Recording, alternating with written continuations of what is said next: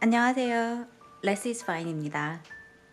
제로 웨이스트를 실천하다 보면 자연스럽게 미니멀리즘이 어느 정도 성취가 되고, 또한 크게 노력하지 않아도 살림살이가 조금은 옛날 스타일, 그러니까 좀 아날로그하게 변하게 되더라고요. 오늘은 그래서 저의 아날로그 라이프 스타일에 대한 이야기를 해볼게요.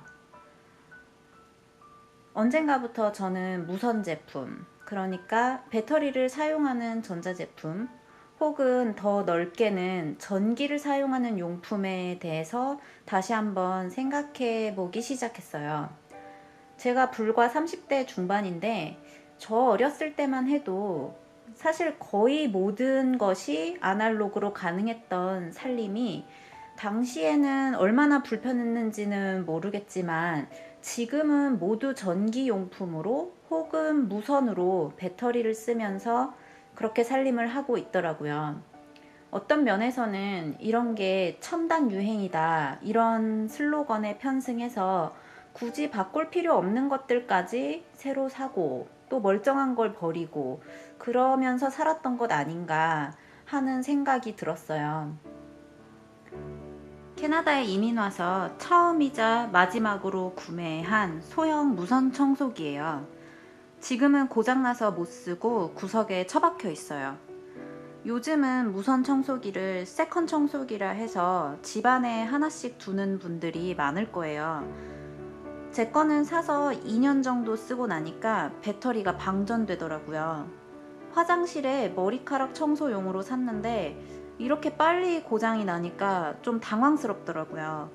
다시 무선 청소기를 검색하다가 이거 내가 뭐 하는 짓인가 싶더라고요. 배터리는 생명이 유한하고 결국 몇 년 안에 방전될 게 뻔한데 말이죠. 게다가 대부분 청소기 외피는 전부 플라스틱이라 재활용도 안 되고, 배터리도 생산부터 폐기까지 환경에 재앙일 뿐이에요. 그래서 제가 선택한 것은 아날로그로 돌아가자. 빗자루를 집안에 들이기 시작했어요. 지금은 집 전체를 한 번씩 청소할 때를 제외하고는 집안의 웬만한 부분 청소는 빗자루로 다 하고 있어요. 빗자루는 고장날 것도 없고 빗자루 털이 닳아 없어질 때까지 쓸 수 있어요. 천연모로 된 빗자루를 구매하면 플라스틱 쓰레기도 발생하지 않아요. 빗자루 털이 닳아 없어질 정도로 쓰려면 아마 수십 년은 써야 될 것 같아요. 집에서 요리나 베이킹을 좀 하시는 분들이라면 하나씩은 다들 전자저울이 있으실 거예요. 전자저울에는 배터리가 들어가는데, 저울은 그래도 배터리를 한번 끼우면 생명이 몇 년 가기는 해요. 하지만 이 배터리 한 개가 저울 값이랑 맞먹는 경우도 많고, 그마저도 한 개씩 안 파는 경우도 많아요. 그래서 어떤 분들은 저울 배터리가 방전되면 배터리 여러 개 한 묶음을 사느니 그냥 저울 하나를 새로 사버리는 분도 제가 봤어요. 그래서 저는 이렇게 수동 저울을 장만했어요. 당연히 사용할 때 조금 불편하긴 해요. 인스턴트로 정확하게 숫자로 딱 중량을 표기해주는 전자저울에 비해 정확도는 조금 떨어지니까요.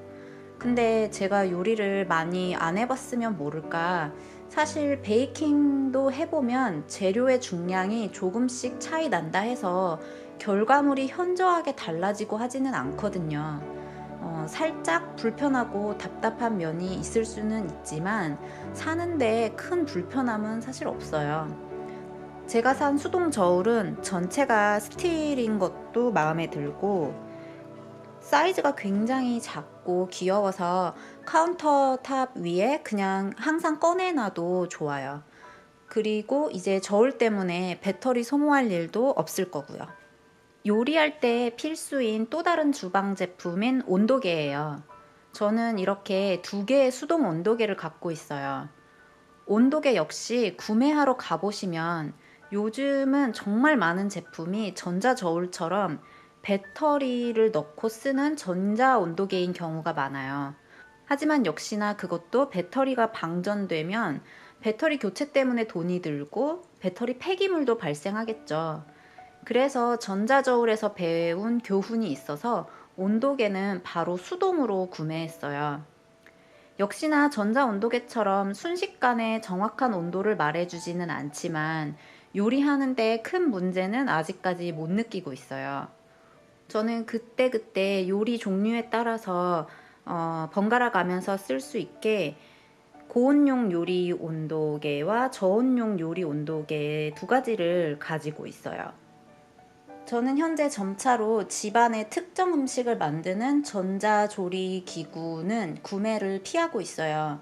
예를 들어 요거트 메이커나 전기 후라이팬, 전기 그릴, 튀김기 뭐 이런 것들. 그리고 되도록 모두 수동으로 음식을 하거나 스토브와 팬, 냄비를 활용하는 요리법을 최대한 고수하고 있어요.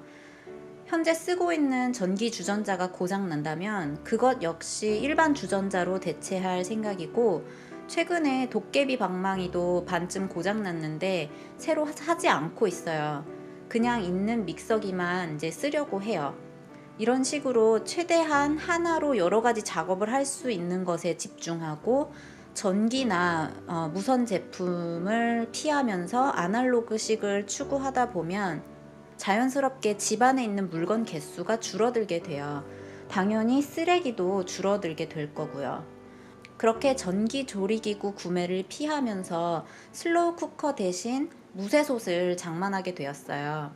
슬로우 쿠커랑 제가 운명이 어긋난 건지 이상하게 제가 구매한 슬로우 쿠커들은 솥이 갈라지거나 코팅이 망가지거나 어쨌건 오래 쓰지 못하고 몇 년 안에 꼭 고장이 나더라고요. 어차피 코팅된 솥을 쓰는 것 자체도 꺼려 하기도 하고 전기 제품을 되도록 안 사고 싶었기 때문에 슬로우 쿠킹에 적합한 스타우브 무쇠솥을 대신 쓰고 있어요. 전에 제가 소장한 무쇠솥과 무쇠팬에 대한 제품 정보 그리고 모든 비교 내용을 담은 비디오를 올렸었는데요. 무쇠솥, 무쇠팬 장만하고 싶으신 분들에게 보시라고 꼭 추천하고 싶어요. 무쇠솥의 에나멜 코팅은 굉장히 큰 충격을 가하지 않는 한은 딱히 망가질 이유도 없고, 조리 시에 케미컬이 녹아 나오지도 않고, 또 폐기 시에 환경을 크게 훼손시키는 것도 없는, 사실 스테인리스와 더불어서 제로 웨이스트에 매우 적합한 조리 도구라고 생각해요. 제가 소장한 스테인리스 제품들은 대부분 결혼 초에 구비해서 지금까지 사용하고 있고 거의 대부분 10년 이상 된 것들이에요. 아마 스테인리스와 무쇠 제품은 제가 백발 할머니가 될 때까지 쓸 수 있을 거라고 생각해요. 대를 이어 쓰는 주방 제품이라고 할 만큼 내구성이 좋으니까 제로 웨이스트 주방 용품에 관심 있으신 분들은 무쇠솥이나 스테인리스 제품 꼭 추천해요. 전자제품은 고장률이 매우 높고 아날로그식 제품에 비해 외피가 플라스틱인 경우가 대부분이에요. 구매할 때 비용은 많이 들고 내구성은 떨어지는, 사실 매우 비효율적인 소비 구조죠. 그만큼 소비자에게 반복적 소비를 하게 하고 없이 살면 큰일 날 것처럼, 그리고 유행에 굉장히 뒤떨어진 사람처럼 광고를 해요. 그런 구조가 아니면 기업은 돈을 벌 수가 없겠죠. 앞으로 집안의 물건이 하나씩 고장날 때마다 이걸 대체할 아날로그 제품 혹은 아예 안 사고 살 수 있는 방법은 무엇이 있을까? 제로 웨이스트를 시작하고 싶으신 분들이라면 한 번쯤 고민해보고 시도해보는 계기를 제가 이 비디오를 통해서 제공했기를 바랍니다. 그럼 오늘은 이만 접고 다음에도 쓰레기를 줄이는 살림 이야기로 찾아오도록 할게요. 시청해주셔서 감사합니다. 좋아요, 채널 구독 잊지 마시고요. 다음에 또 만나요. 안녕.